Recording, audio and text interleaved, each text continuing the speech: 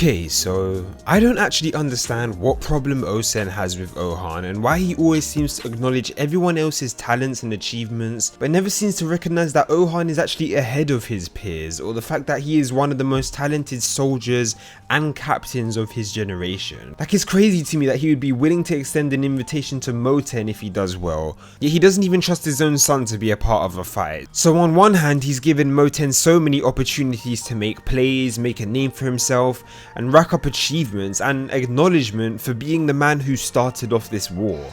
But for his own son, he's personally restricting what he's doing in this war, basically making it impossible for him to rack up any sort of achievements. For now anyway. Seeing as he's basically got him sitting and waiting for Arko to call out targets. So they go in, pick off a specific target or unit, and then get out again. So unless one of the targets Arko tells him to attack is a general on Zhao's side, he probably won't get much achievements from this specific plan. And I am hoping that something does change later on down the line to give OUHON a bit more time in the spotlight. I mean, I kind of get the feeling that Osen knows how talented OUHON is, but he doesn't want to admit it. Like, he's purposefully not giving him that acknowledgement. Maybe he just doesn't want OUHON to ever surpass him. Like, his own personal ego is getting in the way, like that type of shit. I do feel like Osen is that type of guy. And I do feel like there has to be some sort of reason why Osen isn't really acknowledging him, because Osen is way too smart of a man to not notice these talents. He's clearly noticed them, he just hasn't accepted them.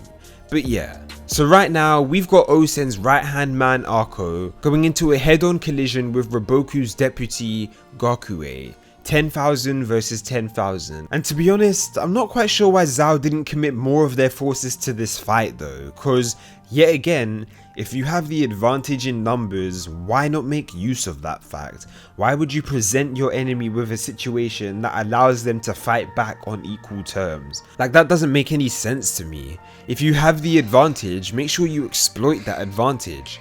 But yeah, I look forward to seeing everyone on Zhao's side of the field put in work, because the people in this army don't look like people you can underestimate. I mean, one of them was even compared to Kashibo and Rinko, and we all know how much work people like Rinko put in for Renpa. So this should be pretty interesting, and Arko is acknowledged for his fearlessness and courage. So yeah, I guess we can't really expect too many intense strategies from this battlefield, seeing as it was said that Arko doesn't really like the tricks. He's more of the dive into a fight head-on type of guy, fair and square. So unless OUHON goes and does something special on his own accord and thinks outside the box, this battlefield is most likely going to be the most straightforward out of the two, but who knows.